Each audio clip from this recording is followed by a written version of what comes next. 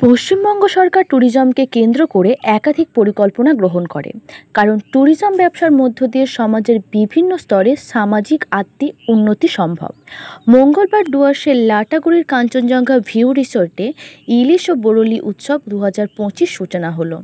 হিমের পরশ tourist স্পেশালিস্টের উদ্যোগে আয়োজিত এদিনের এই ইলিশ ও বরলি উৎসবের সূচনা লগ্নে উপস্থিত ছিলেন প্রাক্তন কেন্দ্রীয় মন্ত্রী জন বার্লা, ক্রান্তি পঞ্চায়েত সমিতির সভাপতি পঞ্চানন রায়, লাটাগুড়ি গ্রাম পঞ্চায়েতের প্রধান কৃষ্ণা বর্মন ও কুমলাই গ্রাম পঞ্চায়েতের প্রধান সুনিতা মুন্ডা সহ একাধিক জনপ্রতিনিধি। হিমের পরশ ট্যুরিস্ট স্পেশালিস্টের কর্ণধার পিন্টু বক্সি বলেন, যেহেতু বর্ষার এই সময়টাতে ডুয়ার্সে সেরকম পর্যটকদের দেখা মেলে না, তাই ডুয়ার্সে এই সময় পর্যটকদের আহ্বান জানাতেই এই ইলিশ ও বরলি উৎসবের আয়োজন। পাশাপাশি এদিনের এই ইলিশ ও বরলি উৎসবে স্থানীয় সংস্কৃতিকে পর্যটকদের কাছে তুলে ধরতে সন্ধ্যায় ভাওয়াইয়া আদিবাসী সহ বিভিন্ন সাংস্কৃতিক অনুষ্ঠানেরও আয়োজন করা হয়। মহাশয়া রয়েছে লাটাগুড়ি গ্রাম পঞ্চায়েত প্রধান মাননীয়া কৃষ্ণা রায় বর্মন মহাশয়া, রয়েছেন গীতা সেন মহাশয়া। প্রদীপ প্রজ্বলন মাধ্যমে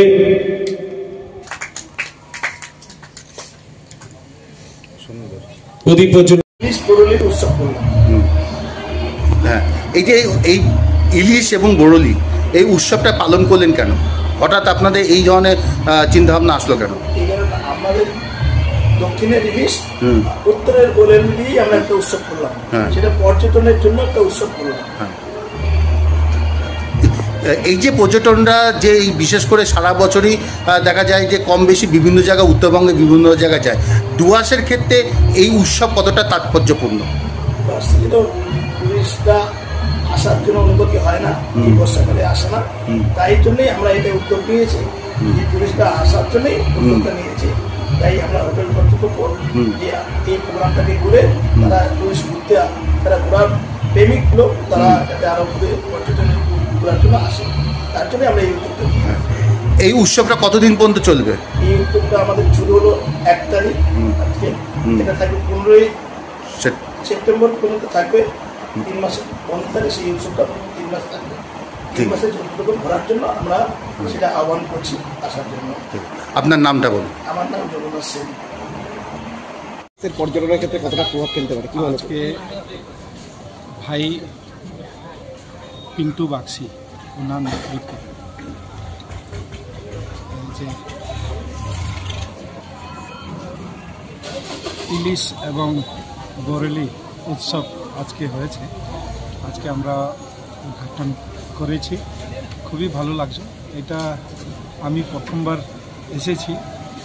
আর এই যে পলিসি, এই যে মানুষকে এই যে 3 মাসের জন্য ইনভলভ করা, এটা চিন্তাভাবনা খুবই ভালো। আর এখানে দেখতেছি আর অনেক প্রোগ্রামগুলো আছে। আজকে তো শুধু আমরা উদ্ঘাটন করে যাচ্ছি, কিন্তু সাথে বিভিন্ন কালচারাল প্রোগ্রামগুলো আছে, বিভিন্ন ট্যুরিজম ট্রাইবালসরা আছে। এখানে এত ভালো লাগছে যে আমি কোনোদিন এরকম ইনভলভ হয় নাই, কিন্তু আজকে প্রথমবার আমি ট্যুরিস্ট এত, যেহেতু ডুয়ার্স আমাদের তো এভারগ্রিন, তো আমরা তো আমাদেরকে মনে পড়ে না, কিন্তু বাইরের যারা আসে ওনাদের জন্য খুবই ভালো লাগে। এত এভারগ্রিন আছে আর ওয়েদারটা ভালো আছে, তাদের জন্য তো খুবই ভালো।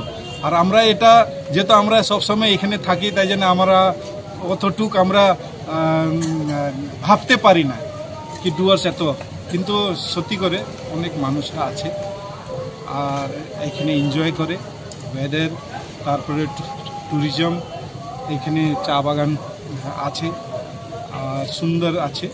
তাই জন্যে ভাই পিন্টু বাক্সিকে অনেক অনেক ধন্যবাদ।